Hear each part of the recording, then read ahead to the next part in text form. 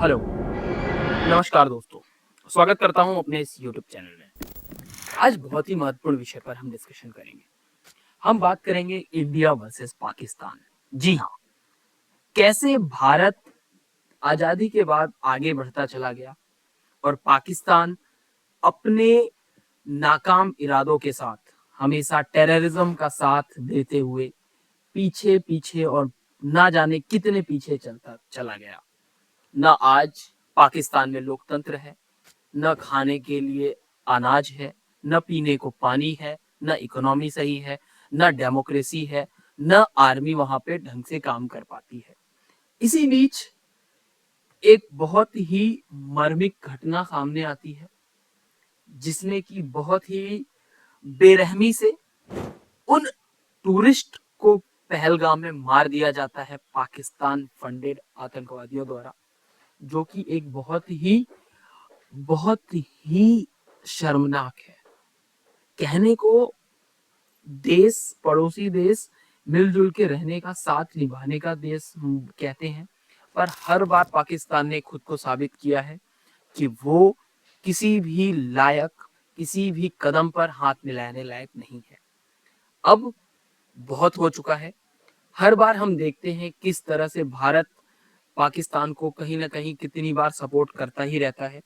कई बार हमने ये देखा है कि भारत ने कई बार अ, बोला, हम डायरेक्ट कभी पाकिस्तान को अटैक नहीं करते, हम टेररिज्म पर अटैक करते हैं, काउंटर टेररिज्म करते हैं, बट पाकिस्तान की इकोनॉमी को ध्वस्त करने के लिए या पाकिस्तान एज ए नेशन को हम कभी खत्म नहीं करना चाहते, क्योंकि हम मानते हैं कि सब एक साथ आगे बढ़ें।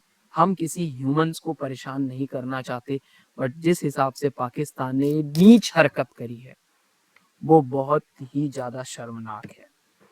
एक रामायण की एक चौपाई है, विनय न मानत जलधि जड़, गए 3 दिन बीत, बोले राम सकोप तब, भय बिन होई न प्रीत।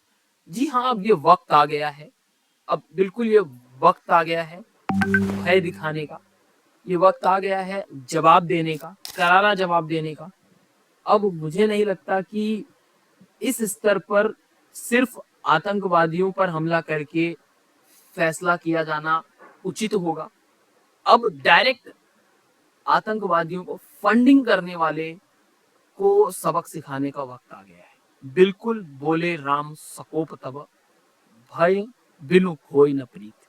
अब वक्त आ गया है नरेंद्र मोदी को, भारतीय सरकार को और पूरे भारतवासियों को एक साथ यूनाइट होकर, ये हमारे लिए अपॉर्चुनिटी है अपना स्ट्रेंथ दिखाने का, अपनी काबिलियत को बताने का कि हम भले ही डाइवर्सिटी में बटे हुए हैं, हम जाति, भेद, पहनावे, बोली सब में विभिन्न है, लेकिन जब भारत की बात आएगी, जब भी भारत की बात आएगी, तब हम एक हैं, बिल्कुल एक हैं, वन हैं, यूनाइटेड हैं। और जब तक हम यूनाइटेड रहेंगे तब तक पाकिस्तान हम पर उंगली नहीं उठा सकता। और अब ये वक्त आ गया है एक जवाब देने का। तो समझते हैं इस वीडियो के माध्यम से कि क्या स्ट्रेंथ है इंडिया वर्सेस पाकिस्तान। चलिए शुरू करते हैं। सबसे पहले अगर मैं पाकिस्तान की एज अ पोटेंशियल बात करूं तो वो एक फेल्ड स्टेट है, बिल्कुल कहने में कोई शर्म नहीं है, कहने में कोई भी गिला या सिकवा नहीं है। Pakistan is a complete failed nation, a complete failed state. Pakistan जब से आजाद हुआ है तब से वो पर्टिकुलर रिलीजन को लेकर आगे बढ़ रहा है, उसका कोई टारगेट नहीं है, उसको ग्रोथ नहीं दिखती है, उसको हर जगह भीख में मिले पैसे मिल जाते हैं और वो अपना दिनचर्या चलाता है। एक उसी तरीके से जैसे कि एक कोई पियक्कड़ व्यक्ति होता है, कुछ थोड़े पैसे उसको मिलते हैं, वो जाता है दारू पीकर फिर रोड पर लेट जाता है, बिल्कुल उसी तरीके से पाकिस्तान की हरकतें हैं। पाकिस्तान चंद रुपयों के लिए लोगों के साथ हाथ फैलाता है और उसके बाद फिर उस पैसे को टेररिज्म में लगाकर इधर उधर की अय्याशियां करके उड़ा देता है और बिल्कुल अपने नेशन पर ध्यान नहीं देता। इन्हीं सभी चीजों को हम बहुत ही बारीकी से देखेंगे। सबसे पहले, पाकिस्तान जब से आजाद हुआ तब से मिलिट्री डोमिनेंसी वहां पे रही है, सिविलियंस के ऊपर वहां पे बहुत ज्यादा मिलिट्री डोमिनेंसी रही है, जिसकी वजह से गवर्नेंस में बहुत ज्यादा इंटरफेरेंस रहा है। एक भी सरकार आजादी के बाद आज 2025 तक कभी भी अपना टेन्योर पूरा नहीं कर पाई है, और ये बहुत ही शर्म की बात है पाकिस्तान एज ए नेशन के लिए। मिलिट्री का वहाँ इन्फ्लुएंस इतना ज्यादा है कि वहाँ के जनरल जो आसिम मुनीर हैं, वो उनका टेन्योर अपने अपने हिसाब से वो एक्सटेंड करते रहते हैं, जैसा कि अभी तक वो 2033 तक अपना टेन्योर कहा जा रहा है कि एक्सटेंड कर चुके हैं, जो कि कंप्लीटली अंडरमाइन डेमोक्रेटिक प्रोसेस है। बिल्कुल शर्म की बात है। डेमोक्रेटिक प्रैक्टिस को वो किस तरीके से धज्जियां उड़ाते चले जा रहे हैं। आपने कभी देखा है कि भारत का कोई भी जो आर्मी चीफ है या मिलिट्री चीफ है वो गवर्नमेंट में इंटरफेयर करता हो? कभी आपने सुना? पहले बिपिन रावत साहब थे, या आज के जो डिफेंस सीएडीज हैं, और कोई भी अगर ऑफिशियल है, डिफेंस ऑफिशियल्स हैं, क्या कभी भी गवर्नमेंट लॉज में या गवर्नमेंट के किसी भी चीज में डिसीजंस में इंटरफेरेंस होती नहीं होती? हम लोग मिलकर एक democratic process, separation of power के साथ देश को चलाते हैं, पर वहां पर ऐसा कुछ नहीं है। मुनीर साहब अपनी सरकार समझते हैं और सरकार को ऐसे कठपुतली इस्तेमाल करते हैं। फॉरेन एक्सचेंज की बात करें तो 4.457 बिलियन डॉलर का इनका फॉरेन एक्सचेंज रिजर्व्स हैं, covering only 1 month of the import with 42% of inflation. ये तो इनके हाल है। इनके देश में जो बेसिकली बलूचिस्तान का क्राइसिस है, या अलग बात करें ये बलोच लिबरल आर्मी की बात करें, वो आए दिन अटैक करते रहते हैं। तारीखे तालिबान जो टीटीपी है, अभी हाल ही में हमने देखा था किस तरीके से वो अफगानिस्तान के साथ मसले हुए, अफगानिस्तान ने इनको पीटा, बलूचिस्तान से खुद ही पिट रहे हैं अपने देश में आपस में ही। तो इनका जो मिलिट्री का ज्यादातर रिसोर्सेज है वो आपस में लड़ने झगड़ने में ही जा रहा है। 33% इनकी पॉपुलेशन को बेसिक नीड्स नहीं मिल पा रही है। 41% ऑफ चिल्ड्रन जो वहाँ पे बच्चे हैं वो उनकी ग्रोथ हमेशा रुकी पड़ी है। 80% लोगों को क्लीन वाटर तक एक्सेस नहीं है ऐसे देश में। पाकिस्तान का अगर न्यूक्लियर कैपेबिलिटी की बात करें, हमेशा ये कहते रहते हैं भाईजान हमारे पास तो न्यूक्लियर है, भाईजान हमारे पास भी न्यूक्लियर है। अरे न्यूक्लियर है तो क्या करोगे? न्यूक्लियर कैपेबिलिटी पर ये लोग बात करते हैं बहुत ज्यादा। इनकी जो स्ट्रेटेजिक अलायंस है चाइना के साथ, वो इनको इस तरीके से मारे जा रहा है, इस तरीके से उसको परेशान, मतलब क्या बताऊं, शब्द ही नहीं है मेरे पास। पाकिस्तान ने जिस हिसाब से चाइना जिस हिसाब से पाकिस्तान को यूज कर रहा है, लगता है कब उसको निगल जाए कुछ नहीं कह सकते। और जिसकी वजह से जो इंटरनल इनके जो फ्रैक्चर्स हैं वो बहुत ज्यादा हैं, बहुत थ्रेटन इकोनॉमी है, कुछ लॉन्ग टर्म स्टेबिलिटी नहीं है यहाँ पर। पाकिस्तान एक ऐसा कैरेक्टर बन चुका है इस देश में कि वो अब कहीं का नहीं है, ना घर का है ना घाट का है। और अगर भारत इस समय सख्त कदम उठा ले तो ये भीगी बिल्ली बनकर ये फिर से कटोरा लेके भीख मांगने के अलावा कुछ नहीं कर सकते। इस समय इनके पास और कोई ऑप्शन नहीं बचा है। अगर मैं आसिम मुनीर की बात करूं तो इनकी लीडरशिप का क्या ही कहने।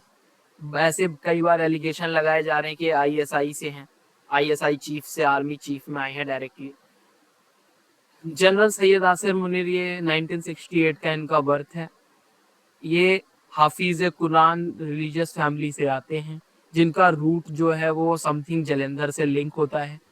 इन्होंने आईएसआई को सर्व किया है as a ISI Director General in 2018-19 and become Army Chief November.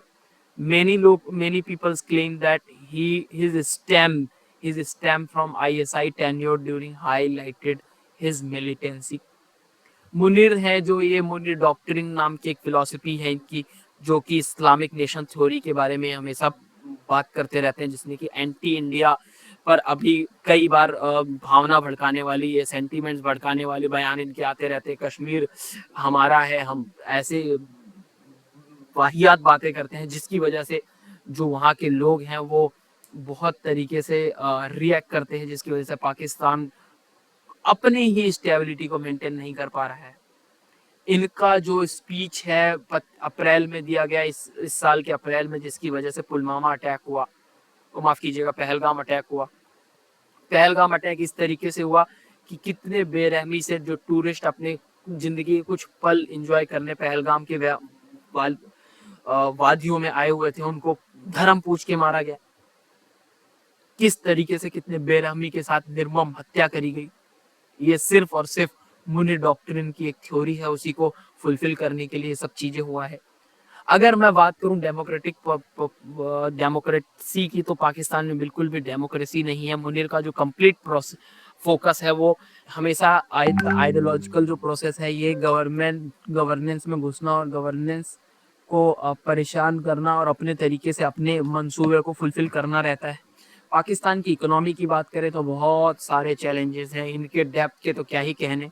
देखिए, एक बात अगर हम समझें, अगर मैं 100 रुपया कमा रहा हूं और मैंने 20 रुपए लोन लिया हुआ है, तो मेरे लिए कोई दिक्कत नहीं है, मैं अपना 20 रुपए लोन में है भर लूंगा, 100 रुपया मैं कमा भी रहा हूं। आप कमा रहे हैं 0 रुपया, आप 20 रुपया लोन लेके बैठे हैं, आप भरोगे कैसे? ऐसा ही कुछ थ्योरी ये लोग कहते हैं कि अरे हमारे पास 20 रुपए का लोन है, 20 तो भारत के पास भी है। अरे हम कमा तो 100 रुपया रहे हैं, ये भी तो देखो, तुम कमा क्या रहे हो? तुम्हारे पास कोई ढंग का रिसोर्सेज नहीं है, तुम न ढंग से कुछ एक्सपोर्ट करते हो, तुम्हारे पास एक्सपोर्ट करने के लिए सिर्फ गधे हैं, गधों के पास गधे ही होंगे। अगर मैं बात करूं इनकी जीडीपी की, तो 3.47 बिलियन बहुत ही नॉमिनल जीडीपी है। अगर कैपिटा इनकम की बात करूं तो डॉलर 1400 का है, इन्फ्लेशन 42% है, अनएम्प्लॉयमेंट इतनी ज्यादा है कि पूछो ही मत, पॉवर्टी देश का हाल बेहाल किए जा रहा है, बलूचिस्तान और बाकी सारी चीजों से परेशान है पूरी तरीके से, डेमोक्रेसी बिल्कुल स्टैब्लिश है ही नहीं। इकोनॉमिक क्राइसिस की अगर मैं बात करूं तो बहुत बुरे हाल हैं इनके। Pakistan has experience of direct military, जो कि 33 साल से इसमें रूल कर रही है, और पाकिस्तान के जो भी कायाकल्प है उसको बदल के रख दिया है। मीडिया वहां पर अपने तरीके से काम करती है, कोई लेना देना नहीं है ग्रोथ को लेकर। अगर इंडिया की बात करें, वहीं इंडिया की स्ट्रेंथ थी, तो इंडिया की स्ट्रेंथ कंटिन्यूसली ग्रोथ कर रही है। इन्फ्लेशन हमारे पास हालांकि है, बट हमारी जो इकोनॉमी है, पर कैपिटा इनकम कहीं ज्यादा है, हमारी जो जीडीपी है वो कहीं ज्यादा ट्रिलियंस में है। हम बहुत ही जल्दी 5 ट्रिलियन इकोनॉमी बनने वाले हैं, हालांकि 4 तो हम लगभग बन ही गए हैं। हमारे देश की सबसे बड़ी ताकत है यूनिटी इन डाइवर्सिटी। जैसे अभी आपने देखा होगा, ऑल इंडिया पार्टी मीटिंग हुई। हाँ, मैं मानता हूँ नेशनल इश्यूज पर ये लोग लड़ते हैं। मुझे सबसे अच्छी बात भारत की ये लगी कि जब पहलगाम अटैक हुआ तो सभी पार्टियों ने मिलकर सरकार का साथ देने की बात कही, और इससे बड़ी खूबसूरत चीज कुछ भी नहीं हो सकती इस देश के लिए, क्योंकि सभी लोग इस देश में एक होकर पाकिस्तान को मुंहतोड़ जवाब देने के लिए तैयार है। हमारे पास एक स्टेबल डेमोक्रेसी है, जो कि वर्ल्ड्स लार्जेस्ट डेमोक्रेसी है।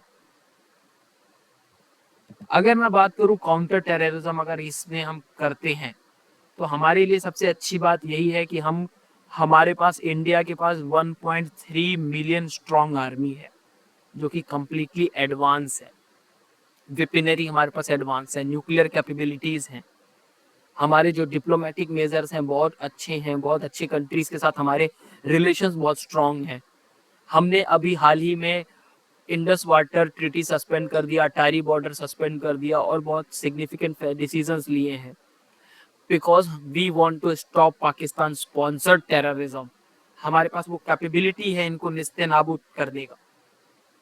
हमारे इंटेलिजेंस एडवांस है, हमारे पास रॉ, एनआईए, सब बहुत अच्छे लेवल की एजेंसीज हैं। हमने देखा सर्जिकल स्ट्राइक किस तरीके से उरी और बालाकोट एयर स्ट्राइक करके हमने इनको मुंह तोड़ जवाब दिया था। लेकिन इस मुंह तोड़ जवाब में, हमने मुंह तोड़ जो जवाब दिया उसमें एक डिफरेंस, हमने काउंटर टेररिज्म किया। क्या किया? Counter terrorism. अब हमको काउंटर टेररिज्म नहीं करना, हमको पीओके कैप्चर करना है, दैट्स इट। हम कब तक टेररिस्ट को ही मारते रहेंगे? क्यों हम ना पाकिस्तान की कमर तोड़ें, ताकि वो टेररिस्ट को पैदा ही ना कर पाए। हमारी जो डेमोक्रेटिक रिलायंस है वो बहुत स्ट्रांग है। हमारे जो लोग हैं, जैसे कि मैंने ऑल इंडिया पार्टी मीटिंग की बात कही है, बहुत अच्छा मैसेज दिया है भारत ने। साथ ही साथ अगर हम चैलेंजेस की बात करें, तो हमारे पास बिल्कुल चैलेंजेस हैं। क्रॉस बॉर्डर टेररिज्म है, जो कि पाकिस्तान फंड करे जा रहा है, इसे हमारे लिए सरदर्द बना हुआ है। और इसका एक ही फैसला है मुंहतोड़ जवाब। Need for cyber strong security, हमको अपने साइबर सिक्योरिटीज को एडवांस करना है, इनहेंस करना है, काउंटर डिजिटल टेररिज्म पे ध्यान देना है। साथ ही साथ अगर मैं बात करूं कि पाकिस्तान का जो स्ट्रगल है, टेररिज्म जो फैलाया जा रहा है, इसकी वजह से हम स्ट्रगल कर रहे हैं, अब ये सहने की ज़रूरत नहीं है, मुझे ऐसा महसूस होता है। पाकिस्तान की मिलिट्री और आईएसआई हमेशा हमेशा हमेशा लश्कर तैयबा या जैश ए मोहम्मद का मदद लेकर भारत में टेररिज्म फैलाता रहता है। ये इनका जो बेसिकली टीटीपी, बीएलए और आईएसआई, ये सारे जितने लोग हैं ये सब मिलके भारत को परेशान करने में, कश्मीर की इकोनॉमी खराब करने में, और मुनीर का बेसिक जो फोकस ये है वो कश्मीर को डाइवर्ट करना चाहते हैं, अटेंशन ड्रॉ करना चाहते हैं, ताकि वो डोमेस्टिक जो मिलिटेंसी है उसको अपने आप को ये साबित कर पाए कि हम कश्मीर के लिए फाइट करें। कुछ नहीं कर रहे ये लोग, सिर्फ टेररिज्म फैला रहे हैं। इकोनॉमिक कंस्ट्रेंट लिमिटेड, इनका जो है बिल्कुल लिमिटेड फंड है इनके पास, इनकी इकोनॉमी फटी पड़ी है, इनका मॉडर्नाइजेशन में के नाम पर कुछ भी नहीं है, एक पर्टिकुलर ये वीडियो गेम तक नहीं बना पाते। इनका जो इंटरनेशनल क्रिटिसिज्म है, यूएसए ने क्रिटिसाइज कर दिया है, और बहुत लोग ऐसे हैं जो पूरा इस समय देश इनको गालियां दे रहे हैं। ओसामा, लाइक किस तरीके से मुनीर का लिंक बताया जा रहा है कि ओसामा बिन लादेन ने किस तरीके से यूएसए ने ओसामा बिन लादेन को मारा। इसी तरीके से हमें टेररिज्म को खत्म करते हुए एक एग्जाम्पल सेट करना होगा, जैसा अमेरिका ने ओसामा बिन लादेन को मार के किया था। मुनीर ने कम्प्लीटली बलूचिस्तान पर फेलियर पाया है और अब समय है भारत को जवाब देने का। India projected world's third largest economy by 2030, ये भारत का है। पाकिस्तान की बात करें तो इनकी इकोनॉमी रिकवरी ही नहीं कर रही है, रुकी पड़ी है। जैसे कि अगर मैं बात करूं इनका जो structural reform, reduced military spending और पॉलिटिकल स्पेंडिंग की बात करूं, अगर ये सब कंट्रोल करें तब जाके इनका कुछ हो सके। मुनीर की लीडरशिप देश को बर्बाद करने में लगी पड़ी है। डेमोक्रेटिक पोटेंशियल्स की बात करूं तो इनके पास डेमोक्रेसी तो है ही नहीं, हमारे पास एक स्ट्रॉन्ग इंस्टीट्यूशन है। यहाँ इनकी मिलिट्री, इनके डेमोक्रेसी में मिलिट्री का डोमिनेंसी है। टेररिज्म के ऊपर ये जिंदा रहते हैं। हमारे पास एडवांस कैपेबिलिटीज हैं इनको टेररिज्म को डायरेक्ट जवाब देने के लिए। पाकिस्तान के पास एक इंटरनल डिवीजन और एक्सटर्नल डिस्ट्रस्ट लिमिट है, जो कि बेसिकली बैक करती है टेररिज्म के द्वारा ही। मतलब इनके पास अपना खुद का कुछ भी नहीं है आतंकवाद के अलावा। ये सारी बातें देखकर मुझे ये समझ में आता है कि अब भारत को जवाब देना चाहिए, क्योंकि अब ये वक्त आ गया है, वक्त बिल्कुल आ गया है कि भय भिन्न हो ही न पाई। जवाब देना चाहिए भारत को, और भारत को ये समझ लेना चाहिए कि अपनी सीमाओं की रक्षा करना है तो हमें जवाब देना पड़ेगा। अगर आपको ये वीडियो अच्छी लगी हो तो कृपया कमेंट करके बताएं, और हमें ये बताएं कि इस समय भारत का स्ट्रॉन्ग डिसीजन और बोल्ड डिसीजन क्या होना चाहिए। हमें लाइक करें, फॉलो करें, सब्सक्राइब करें। और बहुत इंपॉर्टेंट जाते जाते खबर बता देना चाहता हूँ, कुछ मीडिया के लिए सूचनाएं जारी की गई हैं। उस सूचना के जरिए कुछ बड़ा होने वाला है, एक बहुत बड़ा संदेश है। आने वाले वीडियो में उसके ऊपर डिस्कशन करेंगे, क्योंकि भारत ने जब जब मीडिया को समथिंग कुछ एडवाइजरी जारी करी है तो कुछ बड़ा होने वाला है। तो मिलते हैं नेक्स्ट वीडियो में, तब तक के लिए बने रहिए। अपने वैल्यूएबल कमेंट में जरूर बताएं। धन्यवाद।